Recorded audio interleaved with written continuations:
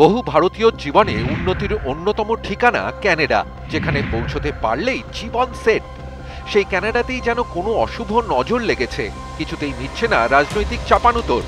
হিন্দু বা ভারত বিদ্বেষ ভোট ব্যাংকের খেলায় মেতেছিলেন প্রাক্তন প্রধানমন্ত্রী জাস্টিন ট্রুডো।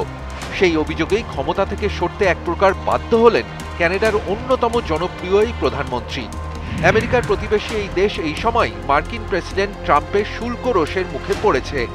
অবৈধ অভিবাসনের জন্য ক্রমে শুল্ক বাড়ানোর হুঙ্কার দিচ্ছেন ট্রাম্প।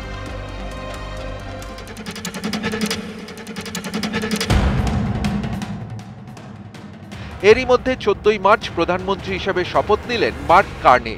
জাস্টিন ট্রুডোর উত্তরসূরি হিসেবে ক্যানাডার লিবারেল পার্টি তাকে বেছে নিয়েছিল, কিন্তু শপথ গ্রহণের মাত্র 9 দিনের মাথায় সরকার ভেঙে দিলেন সেই কার্নে। ক্যানাডার গভর্নর জেনারেলের কাছে তিনি অনুরোধ করেছেন অবিলম্বে যেন পার্লামেন্ট ভেঙে দেওয়া হয়। কার্নে নতুন করে সরকার গড়ার ডাক দিয়েছেন ক্যানাডায়, ঘোষণা করেছেন আগামী 28শে এপ্রিল দেশে সাধারণ নির্বাচন অনুষ্ঠিত হবে। নতুন সরকার বেছে নেবেন ক্যানাডাবাসী।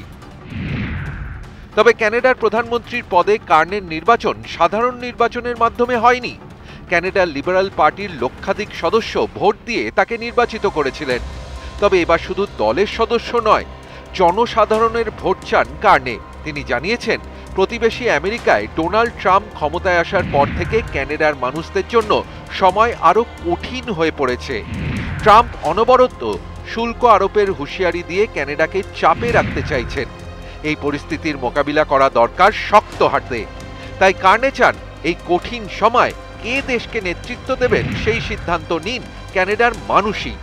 সেই কারণেই তিনি সাধারণ নির্বাচন আয়োজনের ডাক দিয়েছেন। ট্রুডো কুর্সিতে থাকাকালীন ক্যানাডার জনমত লিবারেলদের পরিবর্তে কনজারভেটিভদের দিকে ঝুঁকেছিল। একাধিক সমীক্ষায় সেই ইঙ্গিত মিলেছে। তবে কার্নে ক্ষমতায় আসার পর জনমত কিছুটা হলেও আবার লিবারেলদের দিকে ঝুঁকেছে বলে মনে করা হচ্ছে। সেই সুযোগকেই কাজে লাগাতে চাইছেন কার্নে। এমনিতেও তাকে ভোটের দিন ঘোষণা করতে হতো। আগামী অক্টোবর মাসের মধ্যে ক্যানাডায় সাধারণ নির্বাচন অনুষ্ঠিত হওয়ার কথা ছিল। সেই ভোটই আরও এগিয়ে আনলেন কার্নে।